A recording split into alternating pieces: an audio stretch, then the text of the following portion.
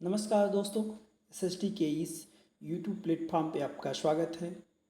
जैसा कि पूर्व में समाजशास्त्र के उद्भव, विकास और विश्लेषण से संबंधित कुछ प्रश्न और तथ्य कराए जा चुके हैं। इस सेशन के माध्यम से UPGIC प्रवक्ता के लिए प्री और मेंस से संबंधित महत्वपूर्ण कंटेंट उपलब्ध कराया जाएगा। सभी फ्री में होंगे। ये मुख्य रूप से है कि सारे कंटेंट हम लोग फ्री रखेंगे और इसके अतिरिक्त असिस्टेंट प्रोफेसर तथा बिहार स्टेट हो या TRE 4 के लिए जो PGT समाजशास्त्र के लिए भी उपयोगी कंटेंट यहाँ उपलब्ध रहेंगे। आप लोग इस चैनल को सब्सक्राइब करें तथा अपने दोस्तों को भी शेयर करें। आप लोगों का जो सपोर्ट, जितना भी सपोर्ट और प्यार मिलेगा उससे हम लोगों को जो है अपने कार्य में रोचकता लाने में अहम भूमिका निभाएगी। तो आज हम समाजशास्त्र के सेशन में सोसाइटी को देखेंगे, समाज को देखेंगे। आज समाज है क्या, ठीक है। ये आपको फिर से बता दें कि मेंस पर्पस से है और प्री भी आपको इसी से कंटेंट उपलब्ध होंगे, ठीक है। तो चलिए शुरू करते हैं। सोसाइटी, समाज आखिर है क्या, ठीक है। समाजशास्त्र में समाज, सोसाइटी एक महत्वपूर्ण अवधारणा है। इसे भलीभांति समझने के लिए समाजशास्त्र को ठीक से समझना जरूरी है। जब समाजशास्त्र को समाज के विज्ञान, साइंस ऑफ सोसाइटी के रूप में परिभाषित किया जाता है, तो ऐसी दशा में इस विज्ञान को सही रूप से समझने की दृष्टि से समाज के निश्चित अर्थ को समझना आवश्यक है। समाज न केवल व्यक्तियों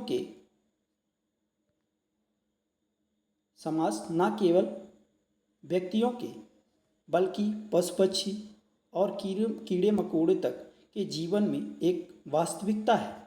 मतलब कि जो पशु हैं, पक्षी हैं, कीड़े हैं, इन सब का अपना एक समाज है। समाज सिर्फ मानव जाति में ही नहीं पाया जाता, ये पशु में भी पाया जाता है। ये बात हम ध्यान रखेंगे अपने। तो ठीक है, यह कहना पूर्णतः सही है कि जहाँ जीवन है वहीं क्या है, समाज भी है। ये बात कौन कहा था? मैकाइवर ने कहा था। मैकाइवर ने कहा कि जहाँ कहीं भी जीवन है वहीं क्या है, समाज है। अच्छा, मुख्य जो भूमिका है वो व्यक्ति और समाज में पारस्परिक निर्भरता काफ़ी मात्रा में पाई जाती है। जब व्यक्ति एक दूसरे के साथ सामाजिक संबंध स्थापित कर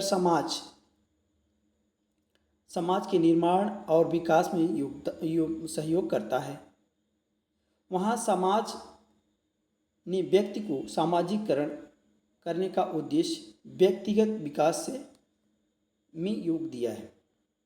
जहाँ भी समाज का निर्माण होता है वहाँ व्यक्तियों ने सामाजिकरण करने के उद्देश्य से व्यक्तिगत विकास में योग दिया है, अपना सहयोग दिया है, ठीक है। देखते हैं कि व्यक्ति को संस्कृति में परिवर्तन करने में समाज ने सदैव महत्वपूर्ण भूमिका निभाई है।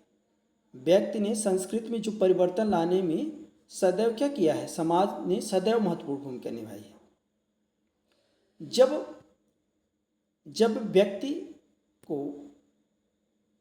व्यक्ति को अपने विकास के लिए समाज के सहयोग की आवश्यकता है,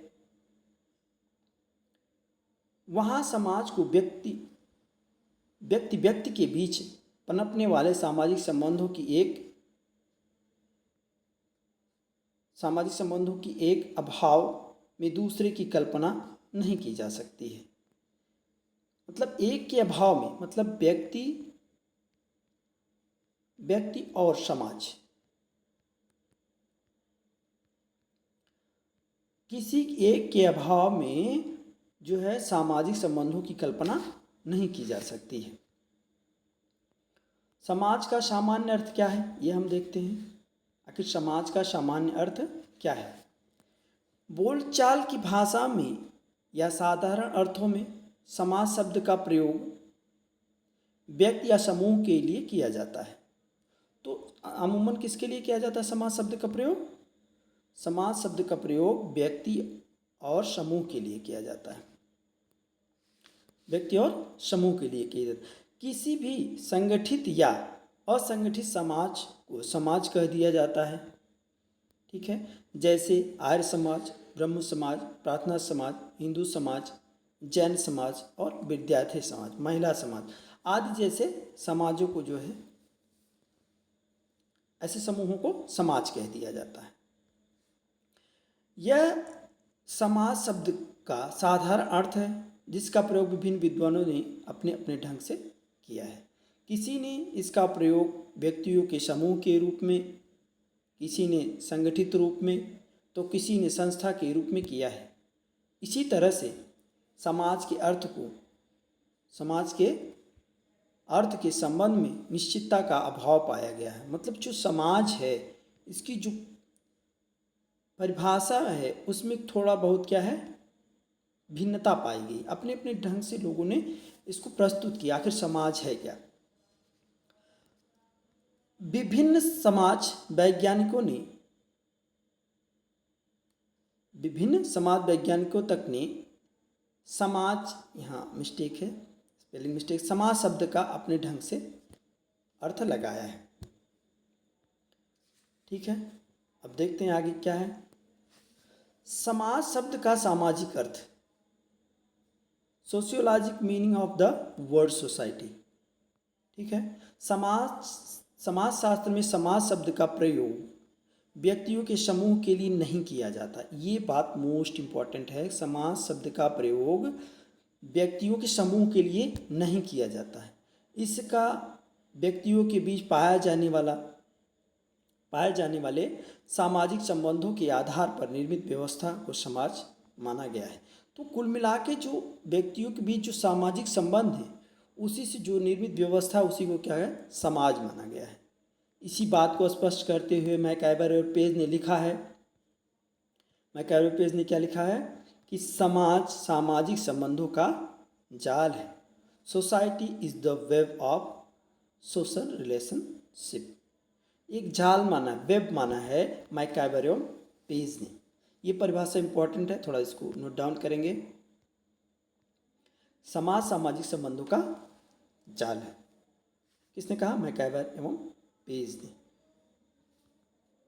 अब दूसरी बात, स्पष्ट है कि समाज शास्त्र में व्यक्तियों के समूह को समाज नहीं मानकर उनके बीच पनपने वाले सामाजिक संबंध की ताने बाने या व्यवस्था को समाज माना जाता है या माना गया है। अतः समाज को समझने के लिए यह आवश्यक है कि सामाजिक संबंधों को अर्थ और इन संबंधों से निर्मित होने वाली व्यवस्था को भली बात समझा जाए। तो जो सामाजिक संबंध का निर्माण हो रहा है, इनकी क्या व्यवस्था, उसे सबसे पहले जाना जाए। सामाजिक संबंधों की इस व्यवस्था या जाल के रूप में, कैसे ये है जाल के रूप में, तो सीधा यही देख लेते हैं हम लोग कि सामाजिक संबंधों का अर्थ स्पष्ट करते हुए मैक्स वेबर ने क्या कहा, ये देखते हैं। मैक्स वेबर ने सामाजिक संबंधों को स्पष्ट करते हुए क्या कहा, ये इंपॉर्टेंट है। मैक्स वेबर ने क्या कहा? सामाजिक संबंध शब्द का प्रयोग अनेक कर्ताओं की ऐसे व्यवहार को स्पष्ट करने के लिए किया जाता है। किसके लिए?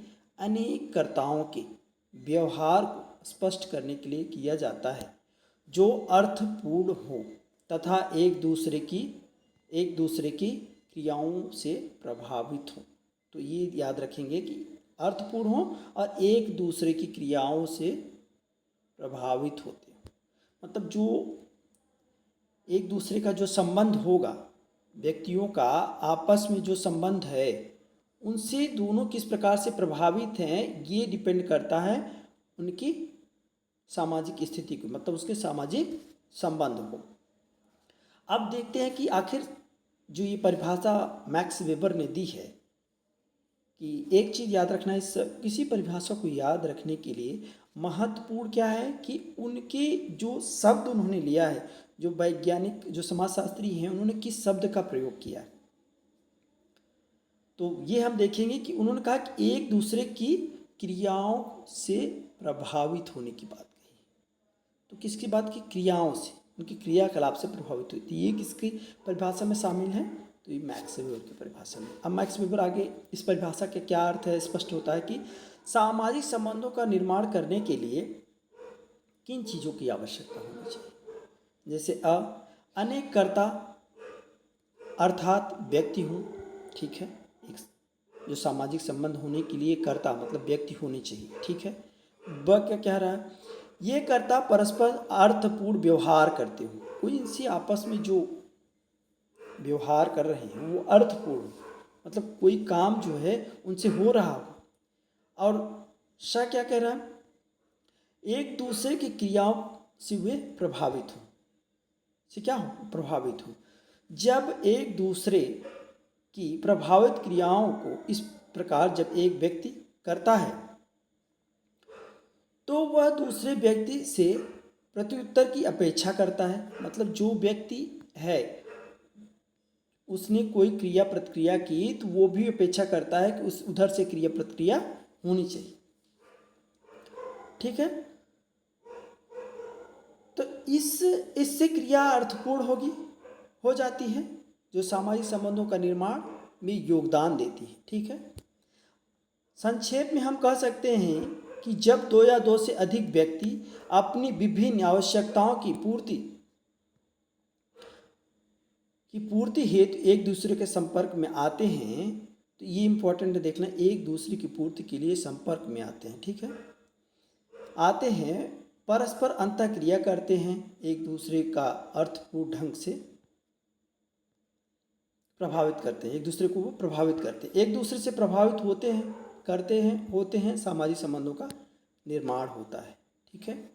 तो कुल मिला के व्यक्ति समाज नहीं है, व्यक्ति से समाज तो बनता है, मान रहे हैं, लेकिन उसको समाज नहीं कहा जा सकता। व्यक्तियों की कलेक्टिव जो समूह होगा कि व्यक्ति हैं 10 व्यक्तियों से मिलकर एक समूह, ठीक है, लेकिन उनमें कम से कम कुछ क्रियाएं होनी चाहिए, क्रियापद क्रिया, तब जाके सामाजिक संबंधों का निर्माण होता है, वास्तव में समाज का निर्माण होता है।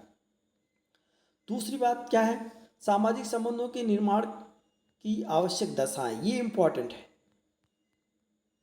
है कि पूछ सकता है सामाजिक संबंधों के निर्माण की दशा क्या होनी चाहिए, मतलब कितनी जो तत्व है वो आवश्यक हों सामाजिक संबंधों के लिए। तो ये पहला तत्व है, क्या है? जीवित जो है व्यक्ति हो, ये तो बात ठीक है, जीवित व्यक्ति हो। अब जीवित व्यक्ति किसे कहते हैं वो देख लेते हैं। सामाजिक संबंध केवल जीवित व्यक्तियों के साथ ही स्थापित होंगे और तभी हो सकते हैं जैसे डॉक्टर, मरीज या दुकानदार व ग्राहक के बीच होते हैं, ठीक है, जीवित व्यक्तियों के बीच जो संबंध होता है। यह तभी हो सकता है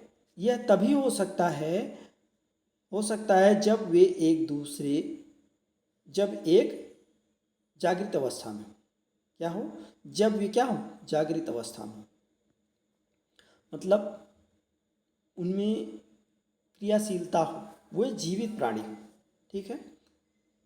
अब क्या हो? संपर्क एवं संरचना। अच्छा, जीवित व्यक्ति तो है, एक तो जीवित व्यक्ति है, दूसरे क्या हो? अब उनसे क्या हो? संपर्क हो और संचार हो, एक दूसरे से वार्तालाप हो, ठीक है। सामाजिक संबंधों के निर्माण के लिए दो या दो से अधिक व्यक्तियों का होना ही पर्याप्त नहीं है, वरन उनके बीच संपर्क एवं संचार की व्यवस्था होना भी आवश्यक है। अब तीसरी बात क्या होनी चाहिए?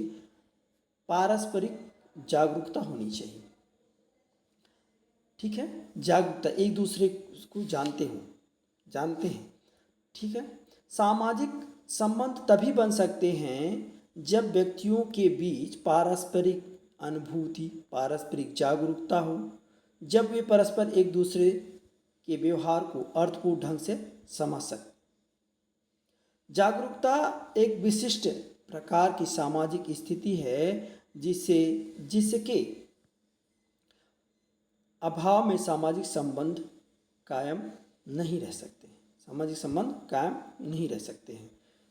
तो ये होगी पारस्परिक जागरूकता। अब सामाजिक अंतःक्रिया होनी चाहिए, ठीक है। क्या होनी चाहिए? सामाजिक अंतःक्रिया। सामाजिक संबंधों के निर्माण के लिए व्यक्तियों या समूहों के बीच अंतःक्रिया होनी चाहिए, होनी भी आवश्यक है। व्यक्ति या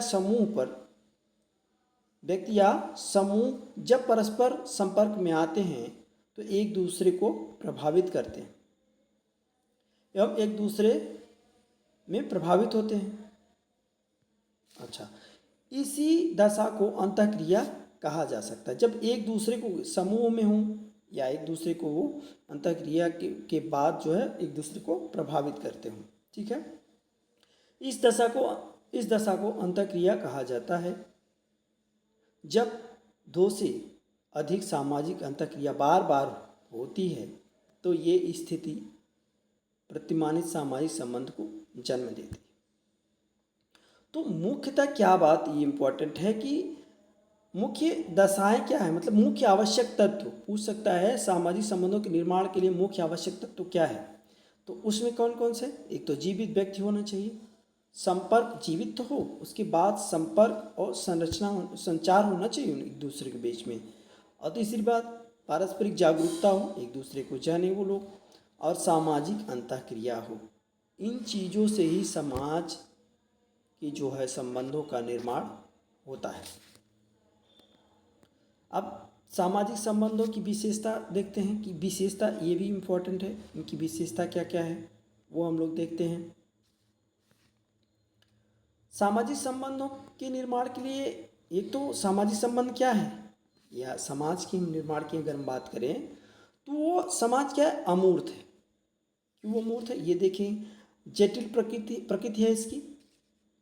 और तीसरी बात क्या है? अर्थपूर्ण है, अनिश्चित स्वरूप है। समाज का क्या है? अनिश्चित स्वरूप है। एक तो अस्थायी और अस्थायी प्रकृति होती है समाज में।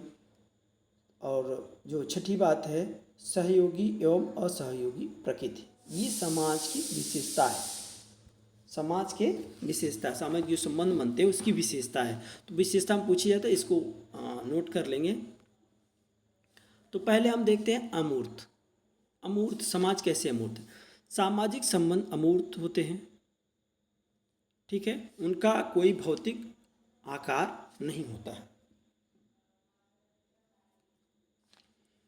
तो भौतिक आकार नहीं होता किसका? समाज का या सामाजिक संबंधों का कोई भौतिक आकार नहीं होता है। जैसे कि टेबल, कुर्सी, पेड़, पेन आदि का होता है, वैसे समाज का जो है कोई आकार नहीं होता। इस कारण क्या है? अमूर्त है, ठीक है। चूँकि संबंध मानसिक तथ्य है अतः उन्हें महसूस किया जाता है। कैसा संबंध है? सामाजिक संबंध है, अतः उसे क्या किया? सिर्फ महसूस किया जाता है। वस्तुओं की भांति नापा या तौला नहीं जा सकता है, इसलिए वो क्या है? अमूर्त है। समाज क्यों अमूर्त है? अगर आप लिखना चाहते हैं तो कैसे लिखेंगे कि समाज की विशेषता में जब लिखे समाज अमूर्त है तो कैसे है वो उसको लिखेंगे कि समाज क्या है? अमूर्त है, कोई भौतिक आकार नहीं है। जैसे टेबल, कुर्सी, पेन का आकार होता है वैसे इसका आकार नहीं है। चूँकि संबंध मानसिक तथ्य है अतः इसे महसूस किया जाता है। वस्तुओं की भांति मापा तौला नहीं जा सकता है। अब बात करते हैं जटिल प्रकृति। कैसे समाज के संबंध जो बनते हैं वो उसकी प्रकृति जो है जटिल कैसे, ये दूसरी विशेषता है। सामाजिक संबंधों की प्रकृति जो है प्रकृति जटिल होती है। यही कारण है कि कई बार इनके बारे में भविष्यवाणी करना कठिन हो जाता है। सामाजिक संबंध की संख्या भी असंख्य है। इन असंख्य संबंधों के ताने बाने में ही समाज का निर्माण होता है। अब अर्थपूर्ण, ये अर्थपूर्ण कैसे? सामाजिक संबंधों का निर्माण किसी उद्देश्य की पूर्ति के लिए या समाज का जो निर्माण होता है, सामाजिक संबंधों का जब निर्माण होता है, जानते हैं कि समाज सामाजिक संबंधों का जाल है, तो इसीलिए बार बार सामाजिक संबंधों का शब्द का प्रयोग हो रहा है कि ये बात किसकी हो रही है? समाज की हो रही है, ठीक है, समाज की हो रही है। तो ये व्यक्ति और समूह के लिए अर्थपूर्ण होते हैं। क्या? सामाजिक संबंधों के निर्माण की पूर्ति के लिए, क्योंकि व्यक्ति और समूह के लिए क्या होता है? ये अर्थपूर्ण होता है। चौथी बात, अनिश्चित स्वरूप। ये कैसे अनिश्चित स्वरूप है इसके? सामाजिक संबंधों का कोई निश्चित स्वरूप नहीं होता। विभिन्न व्यक्तियों के उद्देश्यों, कार्यों और भूमिकाओं के अनुसार सामाजिक संबंध भी अनेक प्रकार के होते हैं। जैसे ये आर्थिक, राजनीतिक, धार्मिक, शैक्षणिक, मित्रतापूर्ण, वैवाहिक आदि प्रकार के जो है इसमें संबंध या भूमिकाएं या कार्य पाए जाते हैं। तो ठीक है, अगला देखते हैं 5वां, स्थायी और अस्थायी प्रकृति। आखिर कैसे इसकी प्रकृति जो है स्थायी और अस्थायी है?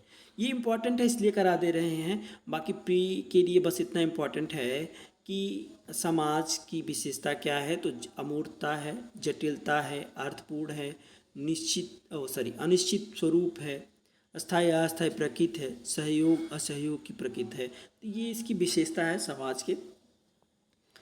तो उतना ही बहुत था, लेकिन ठीक है, मेंस पर्पज से इसको हम देख लेते हैं।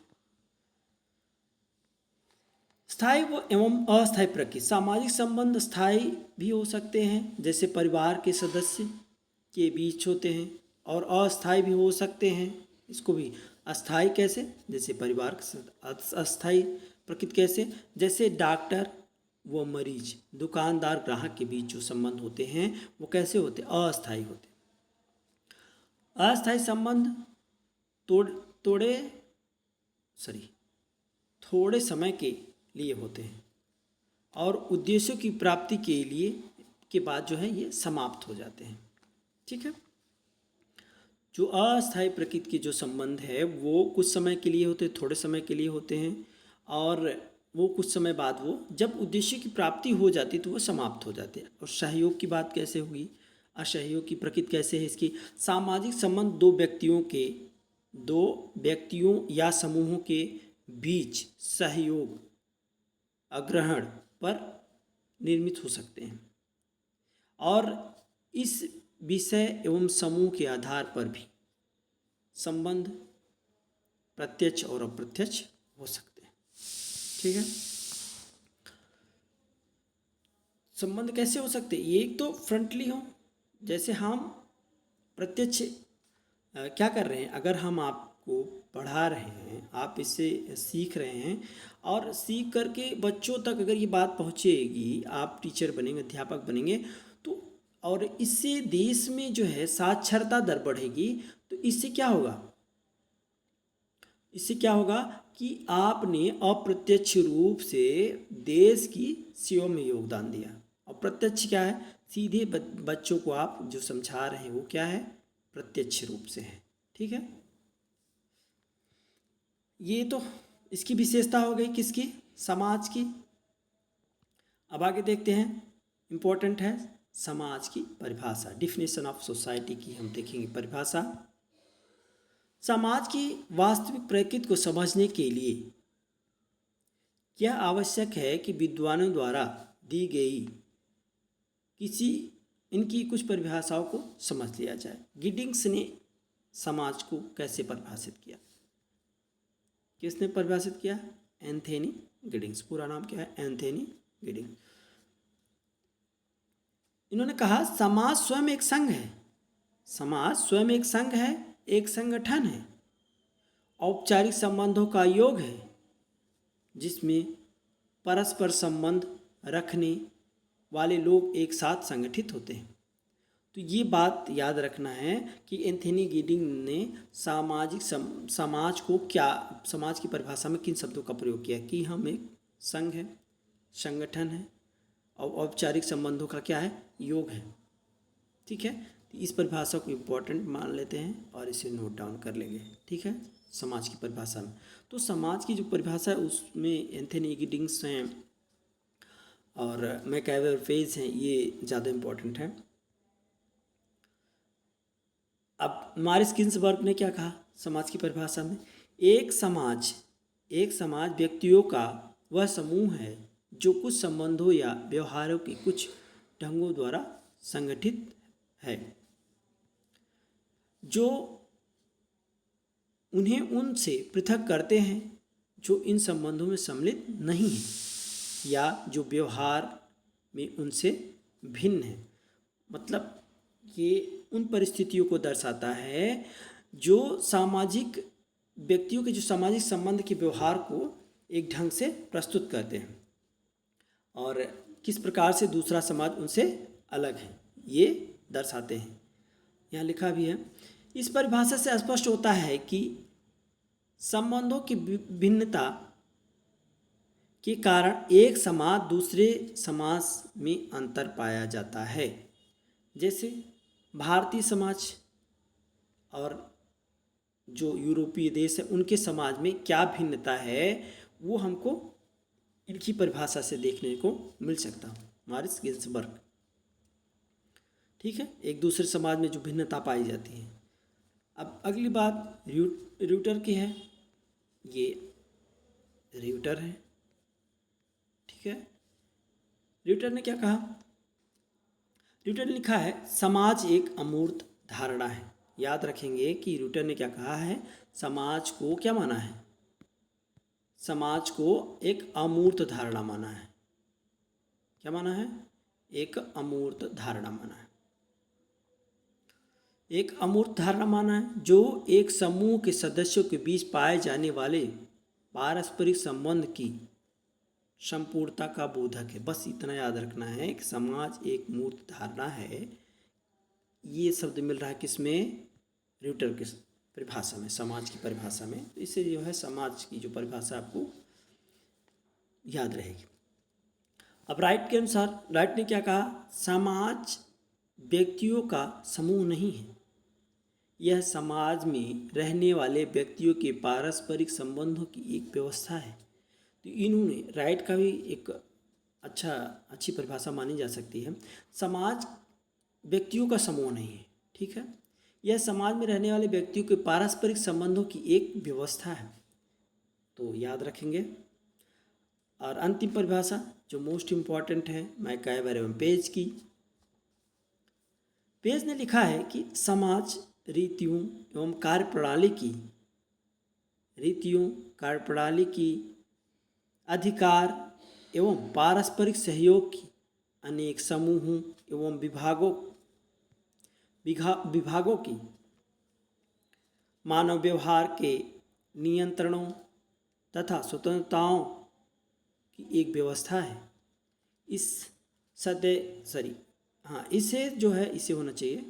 इसे सदैव परिवर्तनशील जटिल व्यवस्था को हम समाज कहते हैं। इस सदैव परिवर्तनशील जटिल व्यवस्था को हम क्या कह सकते हैं? समाज कह सकते हैं। इसमें इस जो परिभाषा है इसमें क्या देखना है कि उन्होंने किन किन शब्दों का प्रयोग किया है। एक तो रीतियाँ मानी है, कार्य प्रणाली मानी है, अधिकार को माना है, पारस्परिक सहयोग को माना है, अनेक समूह और विभागों की बात की है, मानव व्यवहार पे नियंत्रण की बात की, स्वतंत्रता की बात की है। कुल मिला के ये 7 बातों को शामिल किया अपनी परिभाषा में। ये पूछा गया है, क्वेश्चन है कि मैकाइवर पेज ने किन शब्दों का प्रयोग अपनी परिभाषा, समाज की परिभाषा में किया है। तो वो हम जैसे सीधे सीधे देख लेते हैं। तो मैकाइवर परिभाषा के अनुसार समाज की व्याख्या, तो रीतियाँ, पहला शब्द क्या है? रीतियाँ। इसको हम देखते हैं। रीतियाँ, मैकाइवर ने रीतियों को भी समाज का एक मुख्य भाग माना है। रीतियाँ या प्रथा सामाजिक प्रतिमान का एक प्रमुख प्रकार है। किसका है? सामाजिक प्रतिमान का एक प्रमुख प्रकार है। ये समाज के नियम हैं। रीतियों को मैकाइवर पेज ने क्या एक नियम माना। ये हमारे व्यवहार के रूप में कार्य करते हैं, समाज में व्यवस्था बनाए रखने में महत्वपूर्ण भूमिका निभाते हैं। समाज की जो व्यवस्था है, अच्छा, रीतियाँ जो सामाजिक व्यवस्था को निर्धारित करती हैं, ये कैसी व्यवस्था है? औपचारिक है या अनौपचारिक? क्या है? अनौपचारिक, ठीक है। इन दोनों में अंतर बताना है कि रीतियाँ किस प्रकार की व्यवस्था है। इससे आप कमेंट करके बताइए कि रीतियाँ किस प्रकार की व्यवस्था। आगे हम इसको देखेंगे कि इस क्या कह सकते हैं, समाज में व्यवस्था बनाए रखने में महत्वपूर्ण भूमिका निभाता है। सामाजिक जीवन के विभिन्न पहलुओं से संबंधित अनेक रीतियाँ पाई जाती हैं, जैसे खान पान। अब देखिए रीतियाँ किसे कहते हैं? खान पान, रहन सहन, वेशभूषा, विवाह, धर्म, जाति, शिक्षा। जिस समाज में ये चीज़ पाई जाती हैं वो क्या है? ये सब रीतियाँ। अब पूछा जाता है क्वेश्चन, रीतियाँ किसे कहते हैं? तो खान पान, रहन सहन, वेशभूषा, विवाह की जो रीतियाँ हैं, विवाह, धर्म, जाति, शिक्षा, ये सब समाज की अपनी रीतियाँ हैं। ये रीतियाँ व्यक्ति को विशेष तरीके से व्यवहार करने को प्रेरित करती हैं। ठीक है, अब कैसे ये भी देखते हैं। खान पान, हर समाज में अपनी खान पान की अलग व्यवस्था है। ठीक है, और रहने सहने की व्यवस्था, रहन सहन, तो ठीक है, विभिन्न समाजों में रहने की व्यवस्था अलग है। कोई 5 स्टार में रह रहा है, कि कोई लग्जरी हाउस में रह रहा है, तो कोई जो है जंगलों में रह रहा है। तो अपनी, और उनके पहनावे भी अलग हैं, विवाह के रूप भी अलग हैं, धर्म, उनकी प्रकृति भी, और जाति, शिक्षा व्यवस्था भी कहीं न कहीं थोड़ा सा अलग ही है। अब हम देखते हैं अगला क्या है, कार्यप्रणाली। मैंने कहा ना कि याद रखना है कितनी टॉपिक बताए हैं अपनी परिभाषा में समाज की, तो वो देखना। पहली रीतियाँ, दूसरी कार्यप्रणाली। कार्यप्रणाली की भी बात की है, आप इसको पोज करके वीडियो रोक करके पढ़ सकते हैं। ठीक है, और किसकी बात की? अधिकार की बात की, पारस्परिक सहयोग की बात की है, ये सब याद रखना है। समूह और विभाग की बात की है, मानव व्यवहार नियंत्रण, ये हम थोड़ा सा देखते हैं, ये इम्पोर्टेंट। मानव व्यवहार का नियंत्रण करने के जो तरीके हैं उसमें, तो ये है मानव व्यवहार के नियंत्रण। और सत्वा क्या है? स्वतंत्रता। ये सत्वा क्या है? स्वतंत्रता। इन सातों शब्दों को आप याद रखेंगे। ठीक है, कि मैकआवर पेज ने समाज की परिभाषा में किन किन शब्दों का प्रयोग किया है या किन का नहीं किया है। ठीक है, तो चलिए देखते हैं कि आखिर मानव नियंत्रण की क्या व्यवस्था है। ठीक है, समाज को ठीक से संचालित करनी बहुत इंपॉर्टेंट है, याद रखेंगे, मोस्ट इम्पॉर्टेंट है। इससे क्वेश्चन आपको 100% देखने को प्रीलिम्स में मिलेगा।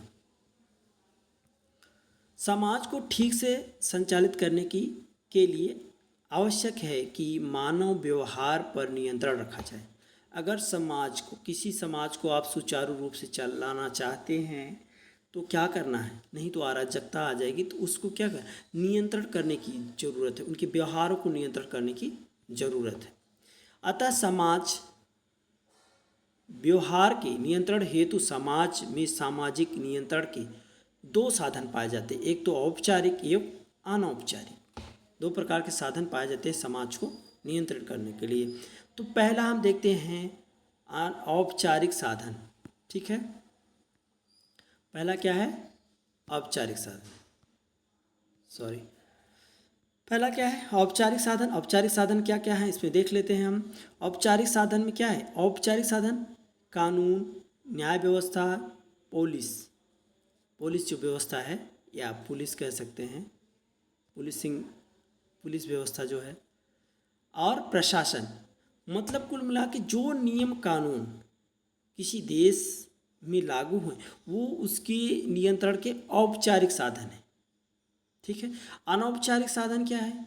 इनमें जनरीतियाँ, प्रथा, रूढ़ियाँ, संस्था, धर्म, धर्म, नैतिकता सब शामिल है। तो ठीक है, याद रखेंगे सामाजिक नियंत्रण के दो महत्वपूर्ण तथ्य जो बिंदु हैं, औपचारिक साधन और अनौपचारिक साधन में क्या शामिल है। औपचारिक जो नियम कानून हैं उस देश के लिए, वो सामाजिक नियंत्रण, मानव व्यवहार के नियंत्रण के लिए प्रमुख है। और अनौपचारिक की अगर हम बात करें तो ये रीतियाँ, प्रथा, रूढ़ियाँ, संस्थाएं, धर्म और नैतिकता, ये सब क्या है? अनौपचारिक साधन है। ठीक है, तो आज का सेशन थोड़ा सा लंबा ज़रूर है, लेकिन आपको फ़ायदेमंद साबित हो यही कामना है। तो चलिए मिलते हैं नेक्स्ट वीडियो में। अभी कुछ तथ्य बाकी हैं, जैसे अब हम देखेंगे समाज तथा एक समाज में क्या अंतर है, उसको हम लोग देखेंगे। एक समाज एक समाज किसे कहते हैं, समाज और एक समाज, ठीक है। और समाज के मुख्य उदाहरण क्या क्या है ये हम थोड़ा सा देख लेते हैं। तो इस समाज के मुख्य उदाहरण क्या क्या है, जैसे जैसे समाज के प्रकार कह सकते हैं। एक है बंद समाज, और दूसरा क्या है, जैसे मुक्त समाज, तो बंद हो गया समाज। अगर हम बात करें ग्रामीण समाज, ठीक है, एक शहरी समाज, ठीक, और इस प्रकार के एक सरल समाज, समाज की व्याख्या कर रहे हैं तो सरल समाज भी पाया जाता है, सरल हो गया। एक जटिल समाज। तो ये समाज के विभिन्न प्रकार। आदिम समाज, तो पहला जो समाज था वो कैसा था, आदिम समाज था। और ये हम देखेंगे ये अगस्त काम्ट को जब पढ़ेंगे तब उसमें देखेंगे आदिम समाज के बारे में क्या कहा है। चलिए आज इतना ही, मिलते हैं नेक्स्ट वीडियो में। धन्यवाद।